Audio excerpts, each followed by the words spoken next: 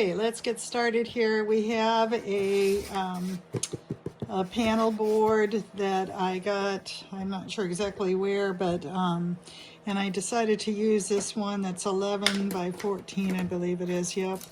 And we're going to go ahead and paint it first. This is one of my favorite colors. This is called Cartouche Green, and it's an Amy Howard at Home paint. And I believe we do have this in stock. And but it's a lovely color that I want to use for this piece. So we will get started with that and just paint it on our board. That's going to be the idea, to cover it completely.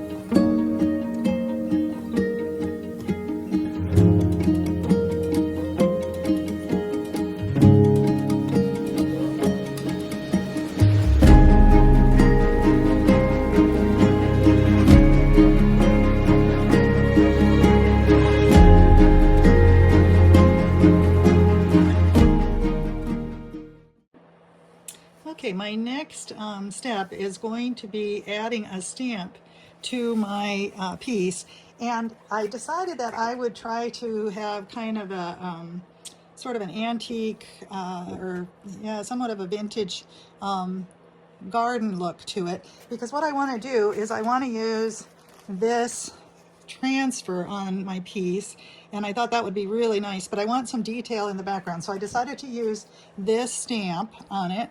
And this is actually, let's see, it is called, it's a 2-sheet set, and it is called Veranda.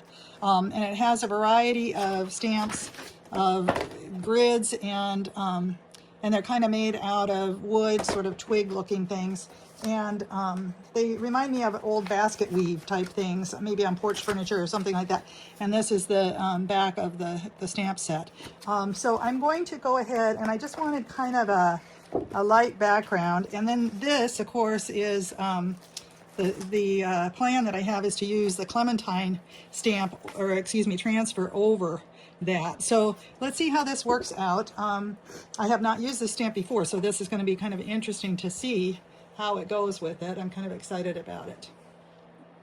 Okay, I want to use this around kind of on the outside of the piece. And I thought if I use this is actually an archival ink, but it's a green. It's called peat moss. And I've already primed my stamp by sanding it lightly. You always want to do that with the IOD stamps. And I'm going to just put some of this peat moss color onto the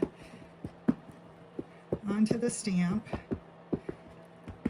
So, because I want it to look kind of greenish in the background here. And I'm going to try to position it over so that it extends a little beyond the edge, if I can, but try to make it straight on the piece if possible. So that's the way it's going to look. Now, if this is not quite perfect, that's okay, because I want it to kind of have that a little, almost a distressed look. Now, it may not have that initially, but I can always do some wash or something over it to do that. So that's what I'm going to try for here. Oh yeah, it's pretty distinct right now, so, and that's fine. I'm going to leave it at that for right now. I'm going to go ahead and try to do, kind of interlock it with the other side. So just going to go ahead and ink it up again. Ink my stamp up nicely. I do like that color though. I think it's kind of perfect for what I was looking for. I kind of wanted a garden look and a kind of a basket weave look in the background here. And then I'm going to try to position this so that as much as possible it kind of interlocks.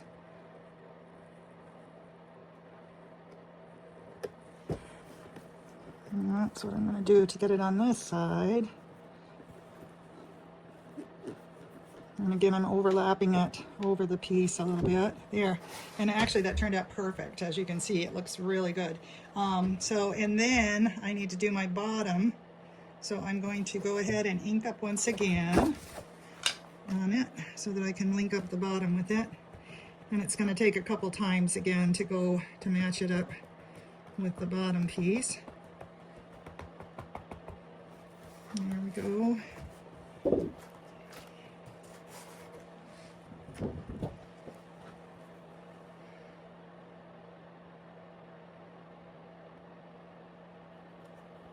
Personally, I just think these stamps are phenomenal. You know, the things you can do with them are pretty amazing. I love stamping. You know, I know that a lot of people get anxious about stamping because it's one of those things that once you put it on there, you really have to commit to it. But once you've done it a few times and you see the power of it, what you can make with it, it's pretty phenomenal. So I would encourage you to take that leap. And the other thing to think about is whenever you're doing a stamp, you can always, if worse comes to worse and it turns out terrible, or you think, oh gosh, this is awful, then you can just go ahead and paint over it. So, you know, so in that sense, it's very forgiving. I mean, I know that's frustrating if you have to do that, but it's, you know, this is all a canvas in a sense. Life is a canvas. So there we go. So we have it all over the pattern all over our piece. So I'm going to dry that just a little bit. And then come back and we'll decide how we want to do with our transfer, or if we want to, we may want to distress that a little more to bring down the tone of it. Okay, now I had gone over that with the blow dryer to just make sure that the archival ink is nicely set in and it's completely dry. And I think I'm going to just give it a bit of a light, like a fine grade sanding, to get it distressed just a little bit. I don't really want it quite as bold as it is. So I'm going to tone that down just a bit. So.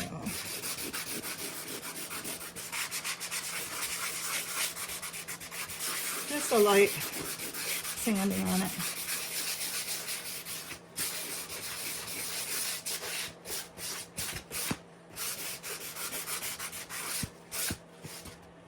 And wipe it off with a clean rag. It looks pretty good, actually. I like it kind of variable. I don't want to totally take it down. And then I'm going to go ahead and place my transfer here. And then around the edges, my plan is to use this mold. I'm going to make a little frame around the edges, and it'll be kind of inset is what I'm thinking. But it's going to be from this Faux Bois mold, and it has wonderful, again, wonderful kind of, well, there's a variety of pieces in here that you can use. There's twigs, and that'll kind of match the basket weave, or also there's neat, like a bamboo, a faux bamboo look. So we'll decide which one we're going to use in just a few moments. But meanwhile, I want to make sure that we get our transfer on. So I think we're good in terms of getting that started. So hopefully my paint is kind of fresh and my stamping is kind of fresh too. Obviously, I also want to get this centered nicely. So let me measure. I'm going to go ahead and measure this again, and we've got 11 inches basically. So 5.5 would be the center. And it looks like here it's an 8-inch, so 4 inches would be my center. So here we are at 4 inches. Let me mark that. I'm just going to get my pencil and here.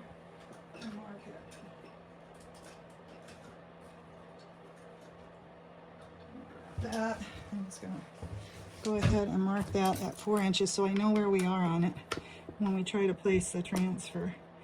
So 4 inches is right here, and then my 5.5 inches is right about here. So that's where the center of it needs to lie. And then as far as the vertical dimensions, I think that I can kind of eyeball. That's my hope. So I'm going to go ahead and get started with this. And let's see here. Where does that? I think that's pretty good, honestly. So I'm just going to lay it down just like that on my piece. And we're going to start placing the transfer. And here we go. Now, as usual, when you're placing the transfer, you want to make sure that every bit of it is sticking on, and if not, as you pull back, you can go ahead and put the backing back down onto your transfer and get the last little bits that you might have missed. There's one little tiny bit that I missed from that leaf. So as I go along, I'm looking at this sheet to make sure that none of my bits are sticking to the top sheet, because if they are, they're not going to be sticking down below. So I'm going to go ahead and watch that as I go. And that saves me stress and trouble later on too. So I'm just going to keep going at this.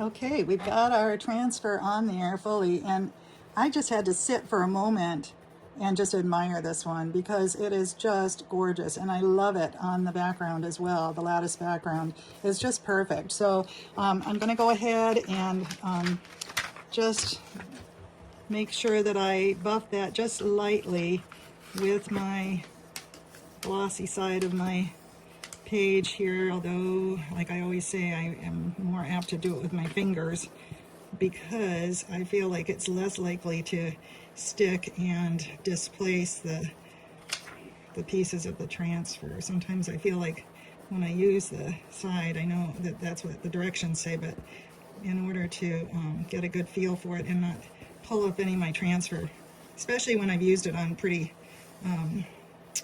fresh paint, so I don't want to do that. So anyway, that's that. Now the next step will be to use our molds, and again we're using the Faux Bois mold, and I'm going to open this up right now and we're going to figure out what we think about which one. Now you can see the different ones. There's the bamboo one, or then there's the twiggy one there. I don't know what you'd call it exactly, but it's kind of a wooden one. You know, initially I thought I would use the bamboo, but now that I'm looking at these, I kind of like that twig one because it kind of goes with the lattice, and it kind of goes with the you know, the wood in the transfer. So I think maybe I'll try for this one, and then the challenge is going to be that it doesn't look like they have a piece, like a corner piece for this one. They have the corner pieces more for the bamboo, but not for the twiggy one. So not sure how I feel about that. I might just cut it across, or use a piece of this one. Let's see what we can do with that.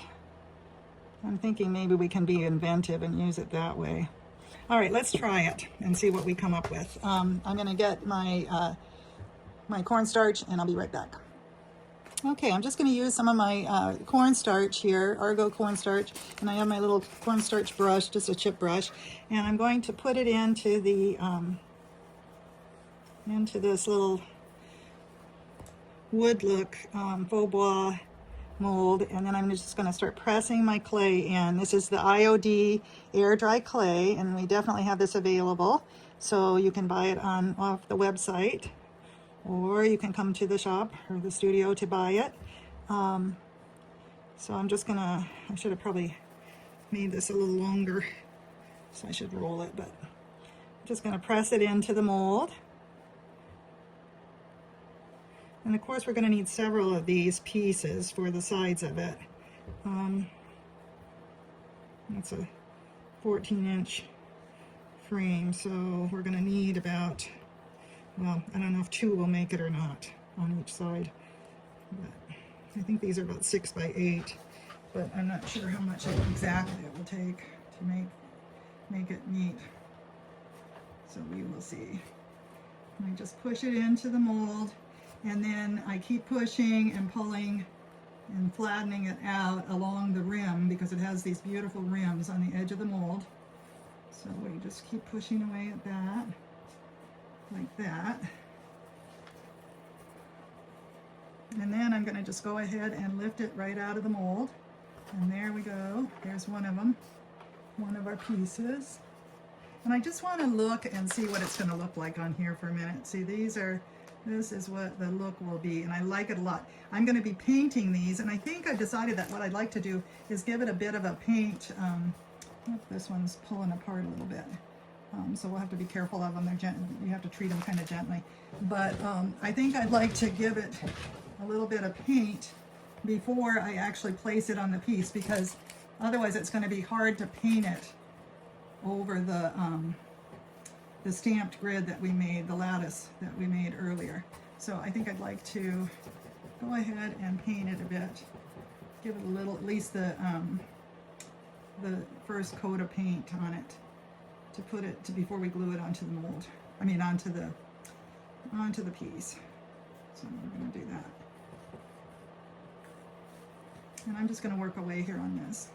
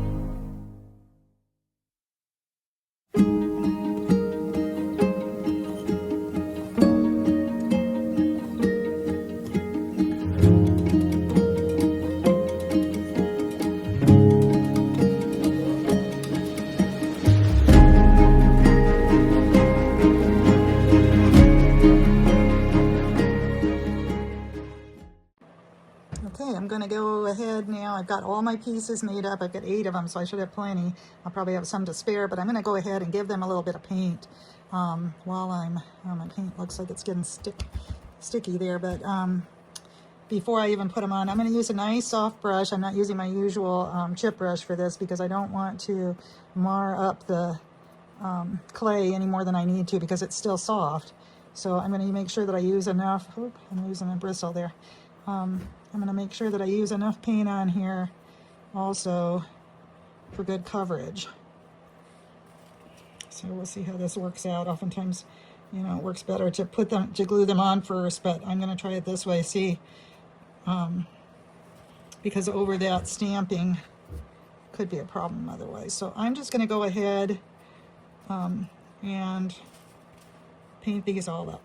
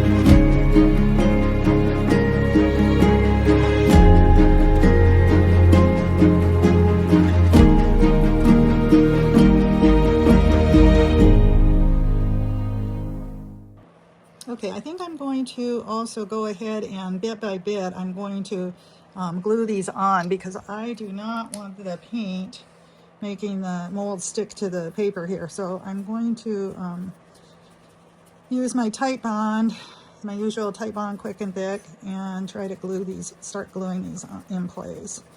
And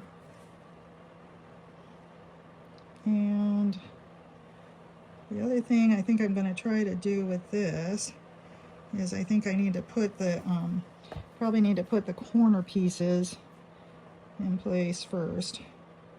I just realized as I was putting the glue on here, that would be a smart thing to do so that I have the right positioning.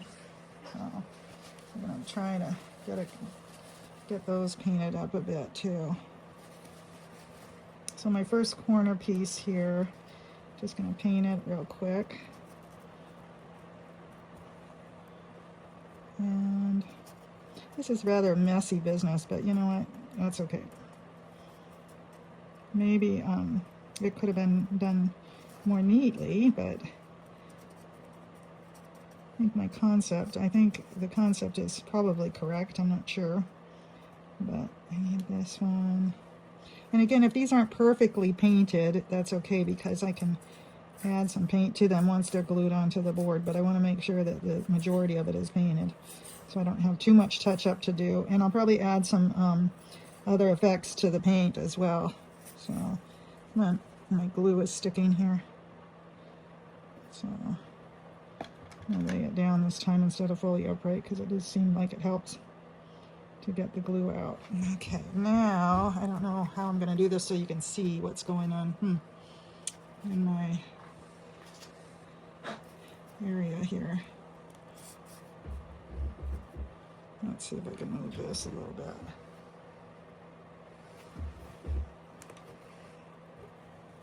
Okay. Okay, now I'm going to glue the first piece of the corner down first, I think. And that will go right about there. I'm just going to position it into the corner of the piece, and it's going to be offset. That was my idea, is to do it offset. And then, oh, here's my piece. I lost it for a second there. I'm going to go ahead, and this has the ability to lock right into that piece because of the way the molds are designed. So that's pretty great. So I hope you can see what I'm doing here. I think you can. But these lock together. I'm going to push it a little further up because as the clay dries, it's going to separate a little bit probably. So I want to make it as pushed together as possible. It looks like I'm going to have some touch up on this, but that's okay. I don't mind a little touch up. Okay, and then I'm going to need to add a piece to that. Oh, this piece broke, so but I can add it like this. Well, I think I have to put my corner in place like I did on the other one. So let me paint a corner real quick. A corner piece. Get that ready to glue into place.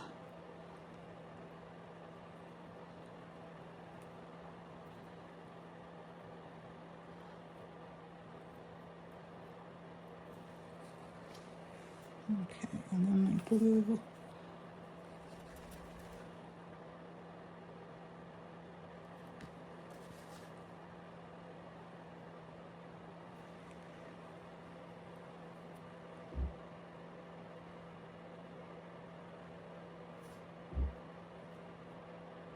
That'll go there, and then I'm going to piece together this little piece with it. And it'll be interesting. I'm going to have to cut this piece a little bit.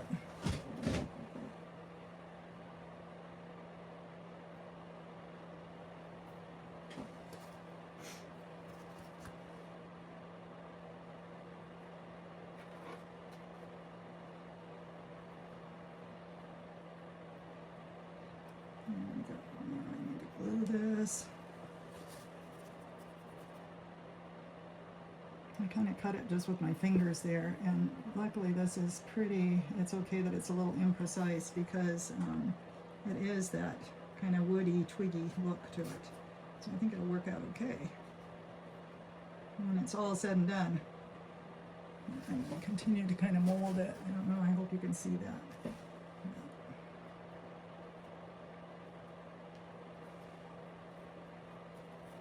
And then I want to just eyeball it just a little bit to make sure it looks like it's pretty straight. I think it is. And it looks pretty good. There we go. For starters, this one, it's going to have to push up just a little bit to link up and keep it straight across the top, I think. So we'll save this piece for trim for later, I think. And then this piece will go across the top, and it'll interlink with this. So I think we'll just put that on there, and then we'll cut it when we get to it. And I think I'll use my, I'll grab my X-Acto blade also to do that because I didn't have that before. Maybe that'll make it a little neater. I'm just going to put some more glue on this piece.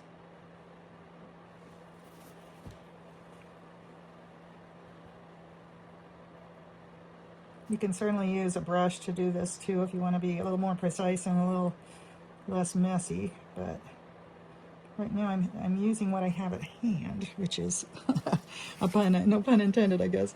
But okay, so that will go on there. And stick on here like this. And then when we get to our corner piece in place,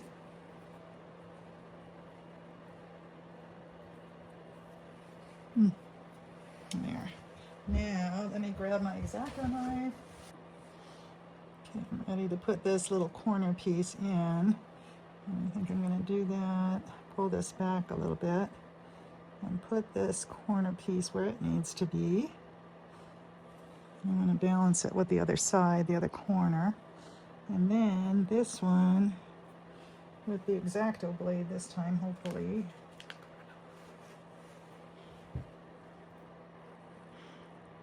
Kind of has to go like this.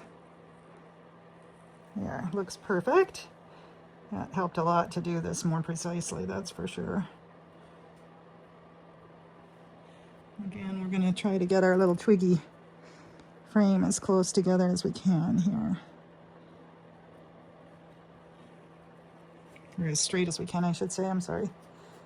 When I start working, sometimes I'm not thinking about my what I'm saying. So yeah, okay, so that's looking pretty good. Again, I have to, oh, this one's out a little bit, but it's okay. I think it's going to be okay. And then we have a bit more to do, and we got to paint some more. So I'm going to do that off screen, and then and finish up placing the frame. Okay, so we've got this all finished now. Off screen, I actually did a little touch up of the green paint to it, and you can see kind of what our piece looks like so far. There's still a few little white spots on the twiggy frame, but I want to try adding some other embellishment to it, and for that I'm going to try using, this is the Paint Couture. It's actually, let's see if I can show you, but it's called Verde Green. Actually, it's a antiquing glaze. So I'm going to put just a little bit of this on there and see how it works out. I'm not sure. Again, this isn't totally, the clay isn't totally dry. So I'm going to start putting a little of this on there though to bring out some of that color and the texture of the wood. And then I may actually add some additional, maybe some bronzing and that kind of thing to it. But I just wanted to try this Verde Green because I thought it would pick up on the color of the lattice work that we already added in. So I'm just going to go kind of through this and paint it with the Verde Green now. And kind of see how that works out. You know, we're going to have to see how this works, how it looks once it's dry overnight too, because we may have some cracking to our clay. So that might need to be touched up a little bit too, but we'll try to get this done in the meantime and see how it turns out. I think it's going to pick up on some of this texture, and it'll define it a little better, I think. So just going to go through here and keep painting the Verde Green onto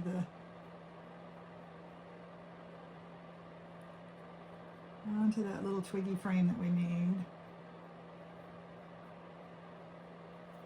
Let's see how that turns out.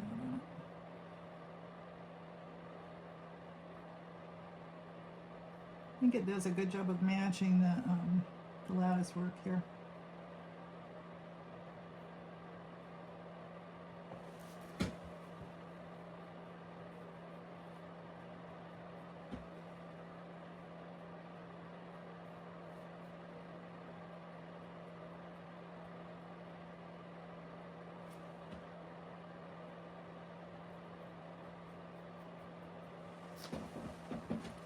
And I think I'm going to go ahead with my wet wipe and just kind of tamp it back a little bit too. So again, you can see more of the texture, I think, that way in the frame. And that's the nice thing about this glaze.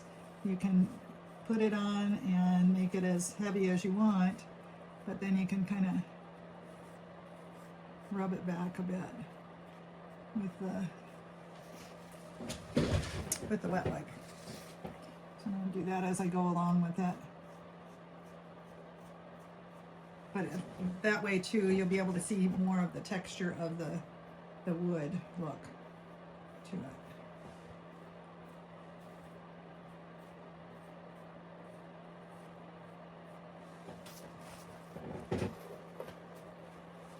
And I think that kind of looks nice on it. Okay, I'm going to keep going here. And I think I'll go off camera for the rest of this, but I'm going to do the same thing, paint it, and try to wipe it back a bit. Okay, we've got all that on. The Verde Green is in place, and I actually really love the way that it accentuates all the texture in the little frame, the Faux Bois wood frame that we glued on here. Now, the next step that I'm going to do is I'm going to actually accentuate that even a little more, and I wanted to blend the colors that are in this piece a little bit. The question is whether to use a straight gold, which might be a good idea, or a little more, this is the antique gold, which looks to me like it might even blend more with some of these colors in the leaves and so forth, and give it more of a kind of a fall and you know, holiday look too, although it'll give it still some metallic look too. So I'm kind of excited about putting this on. And this is the Pentart Antique Paste that we do have in stock, I believe. So, and I'm just going to add a little bit with my finger. I've got my gloved finger here, and I'm just going to add a little bit on there and see how it looks. Give it a little more bling, I think. And I may want to wipe some of this back too, but we'll just see as we put it on here how it looks. It appears to me that it's picking up nicely again on the texture of the piece. And I like this because it's got the wood look, and then it's got some little leaves in it as well, and it's just kind of a nice blend. It gives it that gardeny but fall type feel to it. And I just love, again, the transfer is phenomenal too. So I think this will give it hopefully just what it needs as far as adding to the texture, and also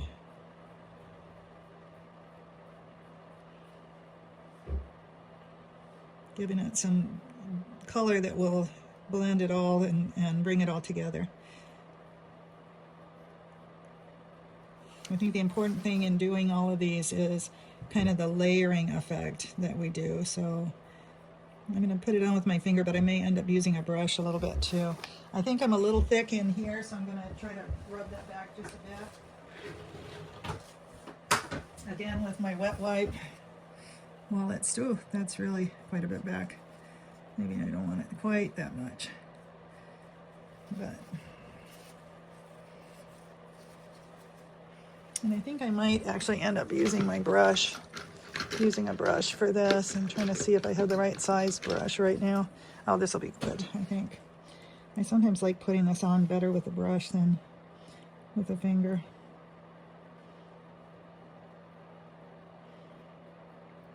It kind of gets into some of the nooks and crannies a little better for it.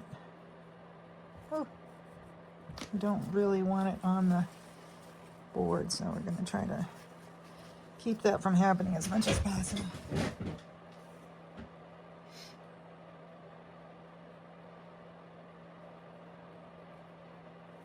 I'm just going to go ahead and keep going along here, brushing this on.